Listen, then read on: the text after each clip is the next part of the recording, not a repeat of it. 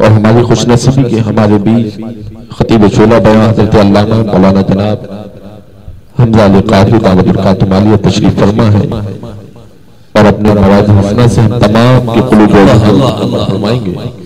بس الحمدللہ اعوذ باللہ السمیع العلیم من الشیطان الرجیم بسم اللہ الرحمن الرحیم الحمدللہ وکفا والسلام علی عباد الذین اصطفى ان اللہ ملائکۃ یصلون علی النبی یا ایھا الذین آمنوا صلوا علیہ وسلموا تسلیما لبیک وسعدیک اللہم صل وسلم وبارک علی سیدنا محمد صاحب القرآن الفرقان صاحب المغفرۃ الرحمہ صاحب اللواء الحمد ومقام محمود وحوض المورود نبی الرحمہ معلم الکتاب والحکمہ وعلی آلہ وصحبہ بارک وسلم۔ الحمدللہ قرآن کی تلاوت کی فضا ظاہر میں بھی پر نور تھی اور باطن میں بھی پر نور تھی، اور وہ ایمان کا سرور حاصل ہو رہا تھا۔ قاری صاحب نے بہت عمدہ تلاوت فرمائی۔ حقیقت اللہ کا کلام ہے اور ہر حرف میں نور ہے، اور جو کچھ سنتا رہا اپنی کم علمی کے باوجود سوچتا تھا یہاں ختم ہو تو یہ گفتگو کریں گے، یہاں ختم ہو تو اس سے استفادہ کریں گے۔ ہماری خوش نصیبی، میری خوش نصیبی کی جب میں حاضر ہوا تو قرآن کی وہ دعائیں آپ نے سماعت فرمائی، اور اس سے پہلے جو آیت کا قصہ ما یخفی اللہ من شیء، اللہ اکبر، اللہ سے کوئی چیز بھی چھپی ہوئی نہیں ہے، اللہ اکبر۔ تو سلسلہ نقشبندیہ میں ہمارے بزرگ جو ہے وہ اسی راستے پہ لے جانا چاہتے ہیں کہ تم اندر ہی اندر اس تک پہنچ جاؤ۔ تم یہ یقین ہونا چاہیے کہ تم جو سوچتے ہو، جو خیال گزرتا ہے، جو عقل فکر کا جال بنتی ہے، یا دل میں جو خواہش پیدا ہوتی ہے، جو نیتیں ہوتی ہیں، جو ارادے ہوتے ہیں، جو محبت ہوتی ہے، باطن کی دنیا تو بہت بڑی دنیا ہے۔ بند آنکھوں میں کتنی وسعت ہے، بند آنکھوں سے یہ دنیا دیکھو۔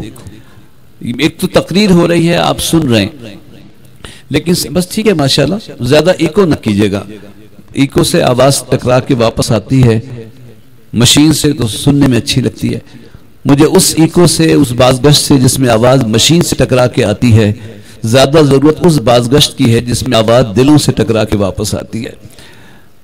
مکانوں سے ٹکرا کے بہت دور تک آواز جا رہی ہے، بہت اچھا انتظام ہے، ہارن لگے ہوئے ہیں، لائٹ گئی ہوئی ہے تو بہت دور تک اندھیرا ہے، مگر چلے آؤ جہاں تک روشنی معلوم ہوتی ہے۔ آواز دور تک جا رہی ہے، مکانوں سے ٹکرا کے واپس بھی آ رہی ہے، مگر کاش میری آواز مکانوں سے ٹکرا کے نہ آتی، مکینوں کے سینوں سے ٹکرا کے آتی۔ جو آواز جا رہی ہے سماعت کی منزل پر، جو آواز تک پہنچے، وہ جو صرف آواز تک پہنچے وہ کہیں نہیں پہنچا، جو الفاظ تک پہنچے وہ کہیں پہنچا، جو الفاظ کے معنی تک پہنچا وہ محبوب کے جلووں تک پہنچا۔ قرآن کی آواز، قرآن کی تلاوت، اور پھر خوش الحان قاری ہو، سبحان اللہ، روح سنے اور روح سنائے اللہ۔ اور پھر یہ سماعت سے جب آواز دلوں میں اتر جائے، دل کا راستہ کانوں سے ہے، جب سماعت دل کو منور کر دے اور خدا ہمیں فہم عطا فرما دے، اور یہ عام انسان کا کلام ہو تو اگر وہ آپ اس کی بولی نہ جانتے ہوں، وہ زبان نہ سمجھتے ہوں تو اثر نہیں ہوگا۔ میں اردو میں تحقیق کر رہا ہوں، جو اردو نہیں جانتا اس پہ اثر نہیں ہوگا، لیکن یہ اللہ کا کلام ہے، اللہ اکبر، جو معنی نہ سمجھے اس پر بھی اثر ہوتا ہے۔ اور کیوں ہوتا ہے کہ یہ وہ بھی سورہ علم نشرہ بھی آپ نے سماعت فرمائی، یہ جو شرح صدر ہے، بس اللہ تعالیٰ جس کا سینہ کھول دے، کسی کا سینہ وہ اسلام کے لیے کھول دیتا ہے، کسی کا ایمان کے لیے شرح صدر فرما دیتا ہے، کسی کا محبت کے لیے، کسی کا وجدان کے لیے۔ اور بعض ان پڑھ مسلمان بھی قرآن سنتے ہیں، لیکن اللہ نے ان کے سینے کو اپنی محبت کے لیے ایسا کھول دیا ہے کہ وہ کلام دل میں اتر جاتا ہے۔ اور یہی وجہ ہے، علم تو علم ہے، لیکن پہلا سبق کیا ہونا چاہیے؟ پہلا سبق یہ ہونا چاہیے کہ الف سے اللہ، تو اللہ تو الف سے نہیں ہے، یہ تو اللہ کا نام ہے۔ الف سے اللہ ہم نے پڑھ لیا، اور حرفی حروف کا سفر طے ہوا، قرآن بھی پڑھ لیا۔ اسمن ہم نے نام بھی اپنا محمد رکھ لیا یا عبداللہ رکھ لیا، رسمن عبادت بھی کر لی، جسمن سنت سے بھی سچ گئے۔ لیکن یہ کیا ہوا کہ اس اسم اور جسم اور رسم کے باوجود مسلمان ایک دوسرے کے دشمن، ایک دوسرے کا خون بہا رہے ہیں۔ ایسا کیوں ہوتا ہے؟ وجہ یہ ہے کہ علم کسی معلوم کا ہوتا ہے،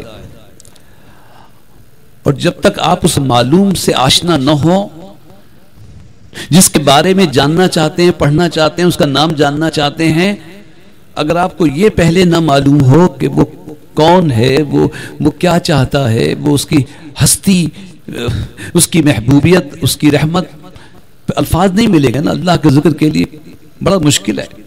ہمارے ماں باپ کا ہم پر سب سے بڑا احسان یہ ہوا، ہمارے مرشد کا احسان یہ ہوا کہ انہوں نے پڑھایا، بعد میں محبت پہلے اللہ کی عطا فرما دی، اس کے احسانات، اس کی رحمت، اللہ اکبر، اللہ کا ذکر پہلے عطا۔ کتنے میں نے کہا نا ان پڑھ مسلمان ہے، قرآن کا اثر دل پہ ہوتا ہے، کیونکہ وہ یہ سمجھ کے سنتے ہیں کہ میرے رب کا کلام ہے۔ اللہ معنی نہیں سمجھ رہے، لیکن یہ جانتے ہیں کہ قرآن اٹھاتے ہیں تو کہتے ہیں ہذا کلام ربی، یہ میرے رب کا کلام ہے، اس کی تعظیم اللہ اکبر، بے وضو چھوتے نہیں ہیں، جبکہ وہ ایک مجدد غامدی نے کہا وہ وضو سے بغیر وضو بھی چھو سکتے ہیں، وہ لا یمسہ الا المطہرون، لا یمسہ الا المطہرون تو وہ فرشتوں کے لیے ہے، بڑے پاک فرشتے ہیں جو لوح محفوظ میں قرآن سے چھوتے ہیں، اللہ اکبر۔ اور ہمیں بچپن سے بتایا گیا قرآن مت چھونا، بغیر وضو کے نہیں چھونا، یہ آداب ہے نا، اس آداب نے وہ تعظیم دل میں پیدا کی ہے کہ ان پڑھ سے ان پڑھ مسلمان جب باوضو ہو کے قرآن اٹھاتا ہے تو قرآن کا نور اسے، قرآن کی محبت اسے نصیب ہوتی ہے۔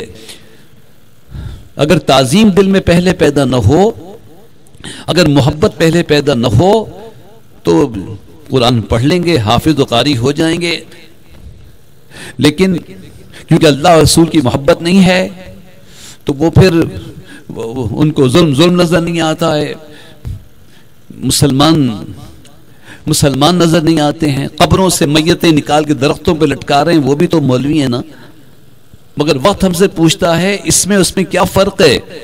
یہ بھی سنت نظر آ رہی ہے چہرے پہ، ان کے بھی نظر آ رہی ہے۔ ہم نے کہا اصل میں ان کا باطن اس محبت سے خالی ہے، جو اس کے دل میں محبت ہوگی اور پھر بیج باطن میں ہوگا، پھر جب پھول پھلاتے ہیں تو وہ پھول خوشبو والے ہوتے ہیں، وہ پھول تر و تازہ، وہ سنت کا پھول مظلوم تو بنا سکتا ہے، ظالم نہیں بناتا ہے۔ جو حضور کی سنت کو اپنائے وہ کبھی ظالم نہیں ہوگا، مظلوم ہو سکتا ہے، شہید ہو سکتا ہے، یزید نہیں ہو سکتا۔ اللہ اکبر۔ تو پہلے علم حاصل کرنے سے پہلے اس معلوم کے بارے میں تو کچھ معلوم کرو، وہ کون ہے، وہ کیا چاہتا ہے، اس نے تم کو کیوں پیدا کیا ہے، اللہ اکبر، وہ تم سے کتنا قریب ہے، وہ دعاؤں کو سننے والا ہے، وہ وہی ہے کہ جب تم دعا مانگتے ہو تو وہ قبول کرتا ہے، اللہ اکبر۔ انبیاء علیہ السلام نے کس عاجزی سے دعا مانگی ہے۔ ہم نماز کا موضوع اختیار کریں تو کوئی کہے گا کوئی شعلہ بیان مقرر کا اعلان ہوا تھا اور بھی کچھ القاب محبت سے لکھے گئے، لیکن کوئی خاص تقریر نہیں تھی، نماز کی بات تھی۔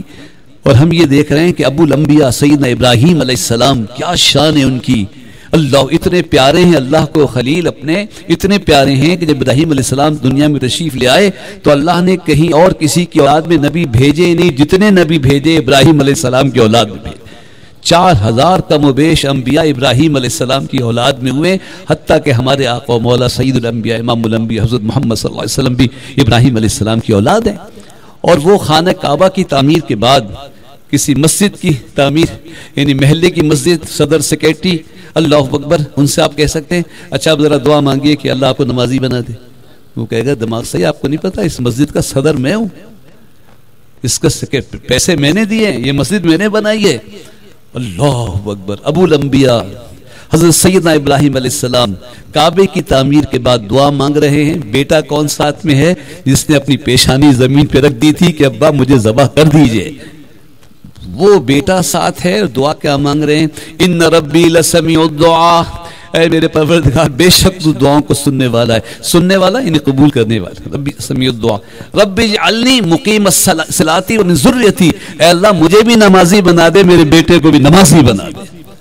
ابراہیم علیہ السلام دعا مانگ رہے ہیں، اے اللہ مجھے نمازی بنا دے۔ ان ربی لسمیع الدعاء رب اجعلنی مقیم الصلاۃ ومن ذریتی ربنا وتقبل دعاء، اے ہمارے پروردگار ہی ہمیں دعا قبول فرمائیے۔ اللہ اکبر، یہ ہے نماز کا درجہ، نماز اللہ اکبر، اللہ اکبر۔ نماز تو نماز ہے، تکبیر تحریمہ نہ چھوٹے جماعت سے، وہ نماز بندے کو خدا سے ملاتی ہے۔ کافی وقت ہو گیا ہے، سردی بھی کافی ہے، لیکن سردی کو غنیمت سمجھیے۔ کبھی تو باطن کی خوبی ظاہر پر اثر کرتی ہے، کبھی ظاہر خارج سے اثر باطن میں ہوتا ہے۔ روحانیت کا تعلق ٹھنڈک سے ہے، جتنی چیزوں کا تعلق محبت سے ہے وہ ٹھنڈی ہوتی ہیں، جتنی چیزوں کا تعلق نور سے ہے وہ ٹھنڈے ہوتے ہیں۔ اللہ کا کلام نور ہے، قرآن نور ہے، فرشتے نور ہیں، حضور نور علی نور ہیں۔ اسی لیے تو جب قرآن نازل ہوا حضور کو جو سردی لگی اور فرمائے زملونی زملونی، مجھے چادر اڑا دو، تو وہ کوئی ویسی کمزوری اور وہ حیبت نہیں تھی۔ اللہ سوچو تو صحیح، نور نور سے ملائے اللہ۔ یہاں اگر شیطان جن جو ہیں وہ آگ سے بنے ہوئے ہیں، تو جن کسی کو چھو لے تو اسے گرمی لگتی ہے اور اسے وحشت ہوتی ہے، اور فرشتہ جو نورانی مخلوق ہے وہ کسی سے مسافہ کر لے تو اسے سردی لگتی ہے۔ اللہ محبت ہو جائے تو ٹھنڈک لگتی ہے، غصہ آئے تو گرمی پیدا ہوتی ہے۔ وہ آگ کی کیفیت میں غصہ ایک کیفیت ہے جس کا تعلق آگ سے ہے۔ سرکار نے فرمایا غصہ آئے تو پانی پی لو، اللہ یہ بھی ایک آگ ہے۔ تو غصہ آئے تو بدن میں گرمی پیدا ہوتی ہے، اللہ غصہ آئے، اور اگر محبت ہو جائے تو ٹھنڈک لگتی ہے۔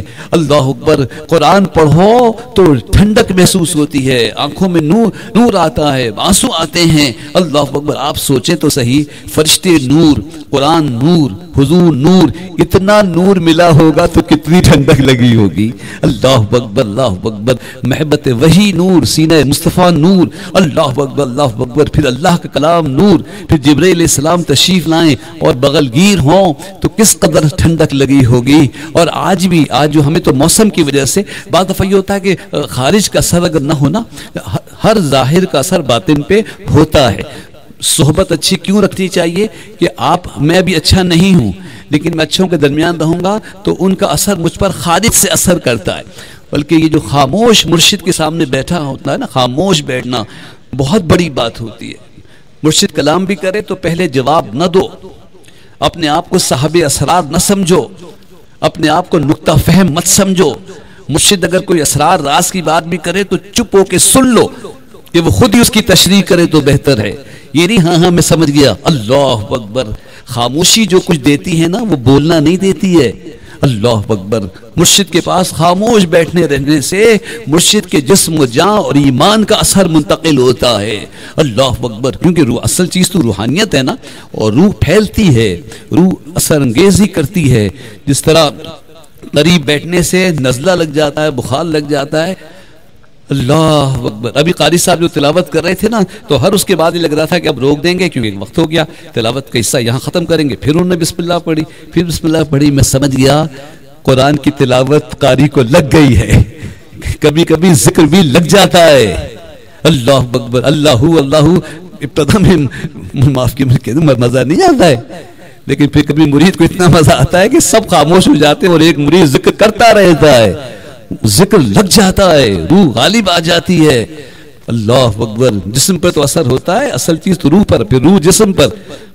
مرج البحرین یلتقیان بینہما برزخ لا یبغیان۔ اللہ اکبر، یہ دونوں دریا رواں تو اسی طرح کیے گئے کہ مل جائیں، جسم اسی طرح بنایا گیا ہے کہ روح سے مل جائے، روح اسی طرح ڈالی گئی کہ جسم میں گھل جائے، لیکن اس کے باوجود ایک ایسا برزخ ہے، اللہ اکبر اللہ اکبر، کہ ہر ایک سے یہ برزخ اٹھتا نہیں ہے۔ اللہ اکبر، لیکن ذکر کے نور سے پھر کبھی روح غالب آ جاتی ہے، کبھی جسم روح بن جاتا ہے، کبھی روح جسم بن جاتی ہے، کسی کا جسم روح، کبھی روح کا جسم، اور پھر روح کا پھیلنا، جسم کا پھیلنا۔ اللہ، وہ جسم کے اثرات، عقل کے اثرات۔ اللہ اکبر، ایک انسان اللہ کو نہ مانے، اسلام کو نہ قبول کرے، صرف جسمانی طاقت سے، صرف عقل کی طاقت سے چاند پہ پہنچ جائے۔ آپ سوچے تو صحیح، اللہ نے انسان کو کیسا بنایا ہے؟ اللہ کو نہیں مانتا، اسلام سے تعلق نہیں ہے، صرف ظاہر کے جسم اور اس کے اندر جو ایک عقل ہے نا، اس عقل کی یہ کارگزاری ہے، یہ انسان کے بدن کا میکنزم ہے۔ روح کو مانتا ہی نہیں جی وہ، مگر اتنی ترقی کر گیا انسان کے چاند پہ پہنچ گیا۔ تو سوچو اس بدن کا کی میکنزم کہوں گا ایسی ہے تو اللہ نے روح کو کتنی طاقت دی ہوگی، جس کی روح زندہ ہو جائے، جو روح سے کام لے سکتا ہو، وہ کہاں تک پہنچتا ہوگا؟ وہ عرش معلیٰ تک پہنچتا ہے۔ اگر تمہارا آدمی چاند تک پہنچتا ہے کسی سبب ظاہر سے، تو اللہ والے اپنی روحانی پرواز شہباز لامکہ حضرت عبدالسلام کیوں کہلاتے ہیں کہ بیٹھے تو یہاں ہیں لیکن روح کہاں تصرف کر رہی ہے, کہاں سیر کر رہی ہے؟ اللہ اولیاء اللہ ملک خدا کے منتظم اور والی ہیں. داتا صاحب نے فرمایا اولیاء اللہ ملک خدا کے منتظم اور والی ہیں. تو منتظم جب ہوں گے تو باخبر ہوں گے نا, تصرف رکھتے ہوں گے نا. اللہ اکبر. تو ہیں آپ اور ہم سب میں, خاک میں یہ کمال رکھا ہے, رب نے اپنا جمال رکھا ہے, بس گرا کھولنی نہیں آئی ورنہ گٹھری میں لال رکھا ہے. اللہ ہم سب کی گٹھریوں میں لال تو اللہ نے سب کو دیا ہے, مگر وہ دل کی گرا کھلی نہیں ہے. اللہ کی ضربیں ابھی لگی نہیں ہیں. اللہ وہ ضربیں لگیں تو دل کی گرا کھلے, پھر وہ شدر صدر ہو کہ پھر خاموشی بھی بولتی ہے. اور آپ اپنے آپ سے دو باتیں کرتے ہی ہیں. اس وقت جو لوگ میری بات سن رہے ہیں وہ بھی اپنے آپ سے باتیں کر رہے ہوں گے, کیا بول رہے ہیں مولانا, صحیح بول رہے ہیں, غلط بول رہے ہیں. اللہ اکبر. بس ہمارے اولیاء اللہ یہ کہتے ہیں یہ جو تم اپنے آپ سے باتیں کرتے ہو نا, اب اپنے آپ سے باتیں کرنا چھوڑ دو, کبھی اپنے رب سے بھی باتیں کیا کرو. اللہ اکبر. اس سے کہو کچھ, اس کی باتیں کرو, اس کی باتیں کرو, اپنی باتیں اس سے کہو, پھر منتظر ہو جاؤ. صرف نفس کا ہی تو پیغام, نفس متکلمہ ہی تو نہیں ہے. یعنی جو جان ہے یہ نفس امارہ جو ہے, جو سب سے زیادہ حکم دیتے, ہمیں وہ سب سے زیادہ حکم معلوم ہے کون دیتا ہے؟ ہمارا نفس دیتا ہے. اٹھو بیٹھو چلو جاؤ, ختم ہو گئی محفل میں, جاؤ نہیں جاؤ دیر ہو گئی. مستقل ایک لمحے کے ہزارویں حصے میں میرا نفس مجھے کمانڈ کرتا ہے. اللہ اکبر. لیکن صرف نفسی تو نہیں ہے نا, اور پھر شیطان بھی ہمارے ساتھ ہے. وہ اس کی شرارت بڑا دشمن ہے, کھلا ہوا دشمن ہے چھپا ہوا. اور اللہ عدو مبین فرمائے کھلا ہوا دشمن ہے. یعنی تم یہ سمجھو, مان لو, یہ بات تم سے چھپی نہ رہے. شیطان تو چھپا ہوا ہے نا صاحب, لیکن اس کی دعوت جو ہے اس کو ایسا مان لو کہ اللہ نے کہا وہ تمہارا کھلا دشمن ہے. اور باتیں کہاں کرتا ہے؟ ہمارے اندر کرتا ہے. لیکن پھر یہی نہیں ہے کہ نفس ہی مجھے حکم دیتا ہو, یہی نہیں ہے کہ شیطان ہی مجھے بہکاتا ہو. لوگوں چپ ہو جاؤ, کسی اللہ کے ولی کی صحبت میں جا کے بیٹھ جاؤ, کچھ دیر زور سے ذکر کرو حتیٰ کہ حواس مانوس ہو جائیں, پھر خاموش ہو کر ذکر کی فضا میں گم ہو جاؤ, پھر اپنے رب سے کچھ باتیں کرو. تو تم دیکھو گے کہ تمہاری روح جو ہے وہ نفس کا حکم نہیں ماننا چاہتی, شیطان کے وسوسوں سے پناہ چاہتی ہے, اور پھر وہ الہامی طور پر اپنے رب سے رجوع کرتی ہے اور اس سے تعلق جوڑنا چاہتی ہے. تو پھر وہاں سے بھی آواز آ جاتی ہے, یا ایتہ النفس المطمئنہ ارجعی ربک راضیۃ مرضیہ. اے مجھ پہ بھروسہ کرنے والے, اے مجھ سے محبت کرنے والے میرے بندے, اے روح لوٹ اپنے رب کی طرف, اس حالت میں کہ تو اس سے راضی ہے. مبارک ہو تیرا رب بھی تجھ سے راضی ہے. یا ایھا النفس المطمئنہ سورہ فجر کی آیات تلاوت ہوئی. اور ہر ایک اطلاق عمومی و اطلاق خصوصی ہوتا ہے. خاص اطلاق تو ایمان والے کو جب موت آتی ہے تو سورہ فجر کی یہ آیات جو ہے یہ وہ گفتگو ہے جو فرشتے کرتے ہیں. اللہ تعالیٰ فرماتا ہے میں اللہ ہوں, میں جو چاہوں کروں, مجھے کچھ افسوس نہیں ہوتا. کسی کو زندگی دوں, کسی کو موت, بیماری سے, میں اللہ ہوں, جو چاہے کروں. لیکن ایک وقت ایسا بھی آتا ہے کہ مجھے بھی ذرا تردد ہوتا ہے. اور وہ کیا کہ جب میرے کسی پیارے بندے جس سے میں محبت کرتا ہوں, کسی وجہ سے کس سے کرتا تو وہ سب سے محبت ہے, لیکن جو حضور کی اتباع کرتا ہے اللہ اسے اپنا محبوب بنا لیتا ہے. مضامین قرآن کی آیات احادیث آپ کے بھی ذہنوں میں. اللہ اکبر. تو اللہ جب کسی کو اپنا محبوب بنا لیتا ہے, اللہ اسے محبت کرتا ہے, تو موت تو اس کو بھی آنی ہے. تو جب اس کے لیے موت کے فرشتے آتے ہیں اور اس کو یہ پتہ چلتا ہے کہ مجھے موت آ رہی ہے, تو یہ اس بات کو پسند نہیں کرتا. بندہ جو ہے وہ موت کو پسند نہیں کرتا. اللہ اکبر. تو اللہ نے فرمایا پھر میں کیا کرتا ہوں, فرشتوں سے کہتا ہوں دیکھو فلاں بندے کے پاس جاؤ اور اس سے پہلے کہ اسے موت کی خبر دو, میری رضا کی خبر دے دینا. میں اس سے راضی ہوں, اس سے یہ کہنا یا ایتھا النفس المطمئنہ, اے نفس مطمئن. بہت بڑا درجہ ہے, اس مقام کا عرفان مجھے نہیں ہے, لیکن میں اپنی سطح پر صرف اتنا عرض کرنا چاہتا ہوں کہ جس شخص کو آپ یہ دیکھیں کہ ہر مشکل گھڑی میں بھی اللہ کا ذکر کرتا ہے, اللہ بھروسہ کرتا ہے, حالات کیسی بھی مقدور ہوں, پیسے ہیں نہیں, بیٹیاں کئی ہیں, کچھ کی ہو گئی ہیں، کچھ کی ہونی ہے شادیاں، رشتہ آیا بڑے میں ہاں کر دیتے ہیں، گھر والے کہتے ہیں تاریخ تم نے دے دی، ہوگا کیسے؟ وہ کہتا ہے اللہ مالک ہے، جیسا پہلے بڑی کا ہوا اس کا بھی ہو جائے گا۔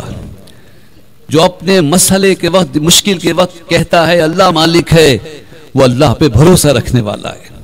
اور جس کی زندگی کا محاورہ یہ بن جائے کہ ہر بات میں وہ کہے اللہ مالک ہے۔ میں نے بزرگوں کی چوری بہت دیکھی ہے، ان سے ان کے کسی کام کے بعد حضرت یہ کیسے ہوگا؟ اللہ مالک۔ اور جب میں نے اپنا کام کہا کیسے ہوا کہ اللہ فضل کرے گا۔ اللہ اکبر، نوکری نہیں ہے اللہ فضل کرے گا، ہو جائے گی، حضرت اللہ رحم کرے گا، ٹھیک ہو جائے گا، صحیح ہو جائے گا، کام سب کام بن۔ اللہ اکبر۔ ہم نے کہا حضرت آپ نے تاریخ رکھ لی، انتظام کیسے ہوگا؟ لوگ اللہ مالک ہے، جیسے پہلے ہوا ابھی بھی ہو جائے گا۔ اللہ اکبر، اللہ مالک ہے۔ میں بالکل اس سطح پہ عرض کر رہا ہوں کہ جو راستہ چلنا چاہے وہ اپنا یہ محاورہ بنا لے، کوئی پریشانی آئے اور حالات اور اسباب مقدور ہوں کہ سمجھ میں نہیں آتا یہ کیسے ہوگا، حتیٰ کہ لوگ بھی کہیں کیسے ہوگا، وہ یہ کہے اللہ مالک ہے۔ اللہ اکبر، اللہ اکبر۔ یا ایتھا النفس المطمئنہ، اے وہ جان جو اللہ پہ بھروسہ رکھنے والی ہے، اپنے رب کی طرف لوٹ چلو۔ ایک تو موت کی طرف، موت کے وقت لوٹنا ہے، اور ایک زندگی میں بھی لوٹنا ہے۔ مزہ تو جب ہے جب انسان زندگی میں لوٹے، مرنے کے بعد تو دوسرے کہیں گے اگر یاد رہا، اور اس زمانے میں اب تک یہ بھی مشکل ہو گیا ہے۔ موت، کسی کے گھر موت آتی ہے 15 منٹ میں چاندی بچ جاتی ہے، پہلا فون ایدی کو چلا جاتا ہے یا خدمت خلق والوں چلا جاتا ہے، باڈی وہاں بھیج دی جاتی ہے۔ وہ زمانہ بھی نہیں رہا، برف کی سلوں والا، لوبان اگربتی، خوشبو قرآن خوانی۔ اب مولوی کچھ ایسے ہو گئے، میت کے پاس نہیں پڑھنا چاہیے، وہ جس کے گھر موت ہوئی ہے نا وہاں قرآن خوانی بھی نہیں ہونا چاہیے۔ ارے بھائی غسل کے بعد ہونا چاہیے، غسل سے پہلے اس کے پاس نہ کرو، لیکن غسل دینے کے بعد خوشبو کرو، قرآن کی تلاوت کرو، روح موجود ہے، فرشتے آئے ہوئے ہیں، اللہ اکبر۔ لیکن ہم اور آپ اس زمانے میں ہیں، اب یہ باتیں پرانی ہو گئی۔ اب تو موت آئی، 10-15 میں چاندی بج گئی، باڈی سرد خانے چلی گئی، کٹی پھیٹی لاشوں کے درمیان رکھی ہوئی ہے۔ اگر ابھی میرا انتقال ہو جائے، اطلاع ہو تو یہ ہوگا فجر میں، نہیں فجر تو مشکل ہے، کل ظہر میں انشاءاللہ۔ اللہ اکبر۔ 12 بجے مہمان آتے ہیں، پوچھتے ہیں ابھی آئے نہیں ہیں، لوگ آ جائیں تو منگواتے ہیں، جب لوگ آ جاتے ہیں ٹیلی فون ہوتا ہے، باڈی پہ ایمبولینس میں باڈی آ جاتی ہے۔ اللہ اکبر، اللہ اکبر۔ پھر قبرستان میں جانے کا ٹائم ہے تو کوئی گیا ورنہ نہیں گیا۔ اللہ اکبر، اللہ اکبر۔ لیکن پھر بھی موت آئے گی، دوسرے تو کہتے ہیں صاحب ایمان انا للہ و انا الیہ راجعون، بے شک سب کچھ اللہ کا ہے، اسی کی طرف لوٹنے والا ہے۔ لیکن مزہ تو جب ہے کفن پہننے سے پہلے سج دھج کے حضور کی سنت سے آئینے کے سامنے کھڑے ہو کے خود ہم کہیں انا للہ و انا الیہ راجعون، کہ جو کچھ ہے اللہ کا ہے اور اسی کی طرف لوٹنے والا ہے۔ اللہ، مرتے وقت تمنا کی کہ میں کاش حضور کی سنت چہرے پہ سجا لیتا، وہ اس وقت ہوتی ہے۔ پسینہ موت کا ماتھے پہ آیا، آئینہ لاؤ، ہم اپنی زندگی کی آخری تصویر دیکھیں گے۔ مگر یہ زندگی کی آخری تصویر تو بہت دیر ہوئی نا، اللہ نے آپ کو کتنی عمر دی تھی، روز آئینہ دیکھتے تھے، تو کیوں نہیں اپنے چہرے پہ حضور کی سنت کو سجایا؟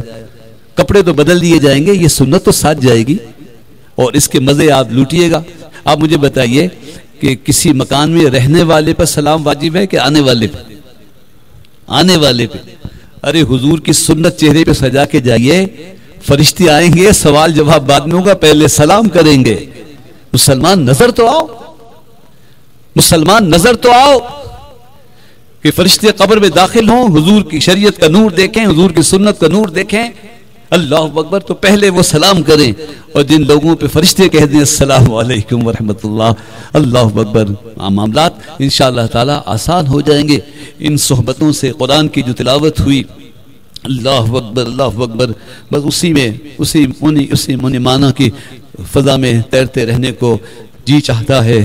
اللہ اکبر۔ لیکن بہرحال ہم انسان ہیں، تھک جانے والے ہیں، وقت کے حصار میں ہیں، حالانکہ وقت کا بھی پتہ نہیں چلتا ہے، محبت ہو جائے تو وقت کا پتہ نہیں چلتا ہے۔ اللہ اکبر، محبت شرط ہے۔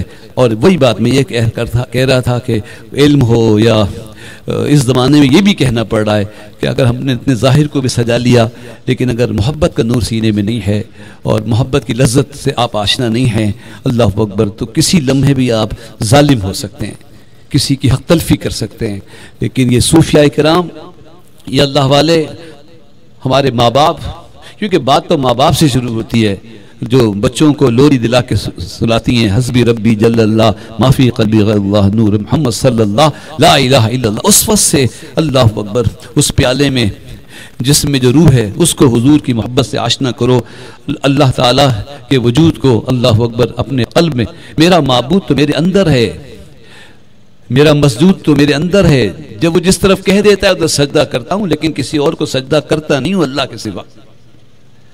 بیت المقدس ہو، خانہ کعبہ ہو، عرش ہو، بھولے ہوئے مسافر کا سجدہ اس کی ذات کو ہو، جس طرف بھی ہو جائے اللہ اس کا حکم ہو، شریعت مصطفیٰ کا حکم ہے، کر لیں گے، لیکن مسجود میرا قل هو اللہ احد، آپ فرما دیجئے اللہ احد ہے، واحد بھی، لیکن پورے قرآن میں کہیں اللہ کے ساتھ واحد نہیں کہا، وَإِلَٰهُكُمْ إِلَٰهٌ وَاحِدٌ، معبود تمہارا معبود تو وہ ایک ہی ہے، واحد ایک اور احد ایک، لیکن وہ ایک ایسا ہے کہ وہ عددی نہیں ہے، وہ نوعی نہیں ہے، وہ جنسی نہیں ہے، وہ مرکب نہیں ہے، وہ جزو نہیں ہے، اللہ وہ ایسا ایک نہیں ہے کہ اس سے اور چیزیں بن جائیں، وہ ایسا ایک نہیں ہے کہ سب کو ملا کے ایک بنا دیا ہے، نہ جزوی ہے نہ اس طرح کلی ہے کہ اس کے پہلے جزو ہو، نہ جوہر ہے نہ عرض ہے، اللہ اکبر، اللہ واحد نوعی نہیں ہے، عددی نہیں ہے، جنسی نہیں ہے، اللہ واحد حقیقی ہے، حقیقت میں یکتا ذات اللہ ہی کی ہے، اس جیسا کوئی نہ تھا نہ ہے نہ ہوگا، اور وہ ہر جگہ موجود ہے۔ اگر ہم اسے عرش پہ مان لیں تو بہت ساری جگہ اس سے ساری دنیا ہی خالی ماننی پڑے گی۔ اللہ قل هو اللہ احد، اے پیارے حبیب آپ انہیں سمجھائیے کہ میں کیسا واحد ہوں، میں واحد ہی نہیں ہوں، میں احد ہوں۔ واحد تو تمہیں سمجھانے کے لیے کہہ رہا ہوں کہ دوئی کا شکار نہ ہو جانا، دو تین نہیں ماننا، بہت سے نہیں ماننا، میں ایک ہوں۔ لیکن فرمایا قل هو اللہ احد، آپ فرما دیجئے اس کی ذات یکتا ہے، وہ واجب الوجود المعبود، اور اگر معنی کرنے پڑیں گے اے پیارے حبیب آپ ان کو سمجھائیے، آسان نہیں ہے۔ سیدنا علی رضی اللہ عنہ سے کوئی پوچھے، بابا صاحب سے پوچھے، سیدنا علی رضی اللہ تعالیٰ عنہ اللہ اکبر پورا قرآن پڑھ رہے ہیں، قل اعوذ شریف پہنچے، قرآن شریف بند کیا اور ایک عجب وجد کی کیفیت ان پہ طاری ہو گئی۔ بابا صاحب نے قرآن بند کیا، جنگل میں نکل گئے قل هو اللہ احد پڑھتے ہوئے۔ خواجہ صاحب کا خط پڑھیے حاجی صاحب کو، حاجی قطب الدین بختیار کاکی لکھتے ہیں، اے قل اللہ احد کے اسرار سے واقف تم پر سلام ہو۔ معمولی بات ہے، قل اللہ احد، اللہ ہی اللہ ہے، اللہ ہی اللہ ہے، کوئی شے اس سے چھپی ہوئی نہیں ہے، ظاہر باطن اندر باہر سب وہ ہے، لیکن وہ کوئی شے نہیں ہے، حلول اور شمول سے پاک ہے۔ یہ ساری باتیں کرنے کا فائدہ کیا ہے؟ یہ ساری باتیں اس یقین تک پہنچاتی ہیں رب المشرق والمغرب بھی، وہ مشرق رب المشرقین المغربین، تم مشرق میں ہو مغرب میں ہو، اللہ ہی تمہارا رب ہے، پالنہار ہے، تم کہیں ہو وہ تمہارے ساتھ ہے، وہ موجود ہے، اللہ اکبر، اور وہ ویسا ہی ہے، الآن کا مکان جیسا تھا ویسا ہے، ویسا رہے گا، اور مشرق میں جیسا ہے ویسا ہی مغرب میں ہے۔ ہم مغرب میں جاتے ہیں محفلوں کی بدولت، ایک جگہ دوسری جگہ تھیلا اٹھائے گھوم رہے ہیں، 2-3 دن بعد اپنے عزیز کے یہاں پر، بیٹے کے یہاں پر، اب وہ کہتے ہیں ابا آپ کہاں چلے جاتے ہیں؟ میں نے کہا مسجد میں گیا تھا، وہ ایک صاحب گھر لے گئے، وہ دوسری جگہ چلا گیا۔ آپ کہاں چلے جاتے ہیں؟ کس کے یہاں چلے جاتے ہیں؟ کہاں رہتے ہیں؟ آپ آتے ہیں ہمارے نام پر۔ میں نے کہا بیٹا یہ اللہ کی محبت ہے کہ غیر بھی اپنے ہو جاتے ہیں۔ اللہ اکبر، اللہ رسول کی محبت۔ اور دوسری بات یہ، میں کیوں سمجھوں کہ میں یہاں ہوں وہاں ہوں، میں زمین آسمان کو دیکھتا ہوں، میں جانتا ہوں میرے رب کا ہے، اور دنیا ساری میں اپنے آقا و مولا کی رسالت کے احاطے میں سمجھتا ہوں، چاہے لندن میں بھی میں سمجھتا ہوں یہ علاقہ بھی میرے رسول کا ہے، وہ تو رسول عالم ہے، وہ تو رحمت عالم ہے، اللہ اکبر۔ اور ان کی تو بڑی بات ہے اپنے بس گفتگو کہیں تو ختم کریں گے، اپنے مرشد کے بارے میں سوچنا چاہیے کہ مرشد کا روحانی تصرف کسی ایک مقام پہ مقید نہیں ہوتا ہے، وہ پھیلتا ہے۔ آپ جس محفل میں جس جگہ تصور کر کے بیٹھ، بڑے پنڈال میں ہوں، جلسہ عام میں ہوں، گراؤنڈ میں ہوں یا اکیلے کمرے میں ہوں، بلکہ بعض بزرگ تو جگہ کو تنگ کر کے ذکر کرتے ہیں، قبر کی جگہ بنا کے ذکر کرتے ہیں کہ اس جگہ کی وسعت سے اس کشادگی کا تعلق نہیں ہے، شرح صدر کا تعلق مکان کے بڑے ہونے سے نہیں ہے، سینے کے کھلنے سے ہے۔ جگہ کو تنگ کر کے ذکر کرتے ہیں، قبر بنا کے ذکر کرتے ہیں کہ شرح صدر تو کچھ اور چیز ہے۔ اللہ اکبر، وہ رابطہ مرشد سے تو تصور کا ہے، ہم جیسوں کے لیے شجرہ ہے، شجرہ پڑھتے ہیں، ہمارا عقیدہ ہے کہ جن بزرگوں کے نام آتے ہیں ان کی روحانیت اس طرف متوجہ ہوتی ہے، تصرف حاصل ہوتا ہے۔ اللہ اکبر، اور ہم لوگوں کے یہی دن ہے کام کرنے کے، جلدی کر لیجئے۔ جن کا عرس ہو رہا ہے وہ بڑی محنت کر کے گئے ہیں، اللہ نے ان کا ذکر باقی رکھا ہے، اور ان کی مقبولیت سے ہماری دعائیں، ان کی آمین کی برکت سے دعائیں قبول ہوتی ہیں۔ لیکن ہم جو یہ محفلوں میں اور دوڑے چل رہے ہیں، بس اللہ اپنے گناہوں سے بھاگے ہوئے، اللہ کی رحمت و مغفرت طلب کرتے ہوئے، حضور کی شفاعت طلب کرتے ہوئے، اللہ والوں کی دعا طلب کرتے ہوئے، مسلمانوں کی آمین کی بھیک مانگتے ہوئے، اللہ اکبر، یہ کام ہمیں یہی کرنے ہیں، مرنے کے بعد نہیں کر سکیں گے۔ جو کچھ وقت دے رہے ہیں آپ محفل میں، یہی دے سکیں گے، یہاں دیں گے تو وہاں فرصت و مہلت ملے گی۔ اگر یہاں نہیں کریں گے، یہاں اگر آپ اللہ کا ذکر نہیں کریں گے، یہاں اپنے اوپر تصرف نہیں کریں گے، یہاں آپ پہلے کیا کروں، تھکا ہوا بھی اور بھی کچھ مجبوری ہے، گفتگو ختم کر رہا ہوں۔ ہم یہ ذکر تو سنتے ہیں کہ اللہ والوں کو اللہ نے بڑا تصرف دیا ہے، وہ حق ہے، لیکن پہلے آپ کو جو اللہ نے تصرف دیا ہے، سب سے پہلے آپ ریٹائر ہو گئے، کام کرتے ہیں، ریٹائر ہو گئے آپ، ماشاءاللہ، اللہ نے آسانی فرمائی۔ امام صاحب اپنی مسجد میں ہیں، ماشاءاللہ، مسجد کا امامت، کوئی ہدیہ وغیرہ ملتا ہے للہ تعالیٰ، تو وہ کہاں خرچ کرتے ہیں؟ پہلے خرچ کہاں کرتے ہیں؟ آپ کو جو پیسے ملتے ہیں آپ کہاں خرچ کرتے ہیں؟ اپنے اوپر کرتے ہیں، گھر والوں پہ کرتے ہیں؟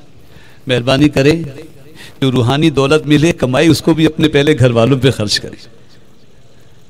دنیا کی کمائی اپنے اوپر پہلے خرچ کرتے ہیں نا، یہ جو کمائی مل رہی ہے اس کو بھی پہلے اپنے گھر پہ خرچ کیجئے، اپنے بیوی بچوں تک باتیں پہنچائیے، اپنے اوپر تصرف کیجئے۔ محبت کا تقاضا بڑا عجیب ہوتا ہے، انشاءاللہ آئندہ ہم ایسا رکھیں گے کہ اس دن کہیں اور پروگرام نہ ہو، میں دے چکا ہوں مجھے، کیونکہ مجھے بھی بزرگوں کی نسبت کا فیض حاصل ہو۔ محبت کا تقاضا یہ ہوتا ہے کہ جس سے آپ محبت کریں اس پہ تصرف حاصل کرتے ہیں، جو بھی جس سے محبت کر، جو چیز پسند لے لینا چاہتے ہیں نا، لے لینا چاہیے، مجھے مل جائے۔ جس چیز سے آپ محبت کرتے ہیں اصل میں آپ اس کو قابو میں لانا چاہتے ہیں، مگر یہ اللہ اور رسول کی محبت ہے۔ اللہ، سوچنا بھی نہیں کہ تم خدائی پہ تصرف کرو گے، تم حضور، ہمیں تو منع کیا زیارت کے لیے بھی پڑھنے کو، مجھے سب نے منع کیا، مجھے کہتے ہیں حضرت حضور صلی اللہ علیہ وسلم کی زیارت کے لیے کیا پڑھنا چاہیے، کیا چلہ کریں؟ فرمایا تم کوئی وظیفہ حضور کی زیارت کی نہیں کرنا، بس کثرت سے درود شریف پڑھو، وہ جب چاہیں کرم فرما دیں، ورنہ تم کیا سمجھتے ہو کہ تم کچھ پڑھ کے مجبور کر لو گے کہ حضور تمہارے پاس آ جائیں؟ اللہ، عجیب سبق ہے، حضور کی زیارت کے لیے چلہ نہیں کرنا، کتنی بار اتنے پڑھوں گا، اتنے دن پڑھوں گا، حضور کے دیدار ہو جائے۔ اللہ، وہ جس پہ جب چاہیں کرم فرما دیں، تم کثرت درود شریف پڑھتے ہو، کچھ پڑھ کے مجبور کر لو گے، کتنا مشکل معاملہ ہو جاتا ہے۔ اللہ اور رسول پہ تصرف آپ نہیں کر سکتے، پھر کیسے اس کو راضی کریں؟ یہ محبت معتبر کیسی ہو؟ یہ دریا الٹا بہتا ہے۔ آپ اپنے آپ پہ تصرف کریں، جتنا اپنے آپ پہ تصرف کریں گے، اللہ اکبر، اللہ آپ کو اپنا محبوب بناتا چلا جائے گا۔ اپنے جسم پہ تصرف کریں، نماز میں مشغول کریں، اللہ آپ سے محبت کرے گا۔ بھوکے رہیں، روزہ رکھیں، اللہ آپ کو اپنا محبوب بنا لے گا۔ سفر کریں، حج کریں، اللہ آپ کو اپنا مہمان بنا لے گا، خالی نہیں چھوڑے گا۔ اور اگر یہ جسم اللہ کی راہ میں کٹا دیں گے تو وہ ہمیشہ کی زندگی دے لے گا۔ اپنے اوپر تصرف کریں، کچھ دیر بیٹھیں اور اللہ اللہ کریں نا، تھوڑا ٹائم دیں، ذرا موڑی کو ہلائیں، کہ ہلانا بھی ضروری ہوتا ہے، توجہ ہوتی ہے، توجہ ایک آپ بول بھی رہے ہو، جسم بھی مصروف ہو تو توجہ دوسری طرف ہٹتی کم ہے۔ اور اب کچھ بھی نہیں ہو چپ وہ اخلاص وہ یکسوئی پیدا ہو تو آنکھیں بند کرو. کیوں کہ آنکھیں کھلی ہوتی ہیں تو عالم ظاہر کا مشاہدہ اپنی طرف متوجہ رکھتا ہے, اور جب آپ آنکھیں بند کرتے ہیں تو ساری دنیا غائب ہے. عالم ظاہر کے عالم میں جو شہادت ہے وہ جو کھینچتا ہے نا, اس عالم سے آپ دور ہو جاتے ہیں. اب آپ کو اختیار ہے, جس کو سوچیں, اب کسی کو سوچے نہ سوچے, مرشد کو سوچیں. اب آپ کی باطن کی دنیا, آپ کا خیال, آپ کے اختیار تصرف میں ہے. جس کا چاہے تصور کریں, زبان سے ذکر اللہ کا کریں, دھیان مرشد کا کریں. جس گھر پہ چوکیدار بیٹھا ہو اس پہ چور نہیں آتا ہے, جس دل پر بڑے میاں کا نقش ہو وہاں شیطان نہیں آتا ہے. مرشد کا تصور ہو, مرشد کا تصور ہو, اللہ اکبر اللہ اکبر, تو شیطان, وہ شیطان دیکھتا ہے. شیطان تو جانتا ہے نا کہ آپ کس کی فکر میں ہے, کس کی سوچ میں ہے, بلکہ وہ جانتا ہے. اللہ اکبر اللہ اکبر. بہرحال اللہ تعالی ہماری اس حاضری کو قبول فرمائے. حضور خواجہ محمد شفیع نظامی رحمۃ اللہ تعالی علیہ, ان کا فیضان حضرت شبیر احمد صاحب, شفیع قادری چشتی نقشبندی, سب ایک ہیں. اولیاء اللہ نفس واحد ہیں. جو قل اللہ احد پڑھ لیتا ہے نا, وہ ہر دوئی سے نکل جاتا ہے. اللہ ہی اللہ, اللہ ہی اللہ ہے. اور پھر اللہ والوں کو قرب اللہ والوں سے, اللہ کا قرب اللہ والوں سے نصیب ہوتا ہے. ماشاءاللہ یہاں جو کچھ بھی آپ نے کمائی کی ہے وہ اپنے گھر پہ جا کے ضرور خرچ کیجیے گا. محفل کا کفارہ تنہائی میں ہوتا ہے. مولانا کو تقریر گھنٹے ڈیڑھ گھنٹے اچھی لگتی ہے, لیکن اکیلے میں 100 بار بھی درود شریف کلمہ پڑھنا ہو تو نیند آتی ہے, سستی ہوتی ہے. اللہ اکبر. ایک نیند آتی ہے کام سے پہلے, ایک نیند آتی ہے کام کے بعد. جو کام کے بعد آئے وہ نیند آرام کی ہے, جو کام سے پہلے آئے وہ غفلت کی نیند ہے. جو نماز پڑھے بغیر مر گیا وہ غفلت کی موت مر گیا, جو نماز پڑھنے کے بعد مر گیا وہ آرام کی موت چلا گیا. یا ایھا النفس المطمئنہ ارجعی الی ربک راضیہ مرضیہ. اور پھر اللہ تعالیٰ کی طرف سے آواز آتی, فادخلی فی عبادی وادخلی جنتی. اللہ تعالیٰ فرما دیتا, تم نے میری بات مانی, میں راضی, تم مجھ سے راضی تھے, میں تم سے راضی, آؤ میری جنت میں آ جاؤ. نہیں فرمایا, پہلے میرے بندوں میں آؤ. فادخلی فی عبادی, جو میرے خاص بندے ہیں ان کی صحبت حاصل کرو اور میری جنت میں آؤ. بننے کے بعد بھی اور ہماری زندگی میں بھی یہی راستہ ہے. جو اللہ کے بندوں میں آ گیا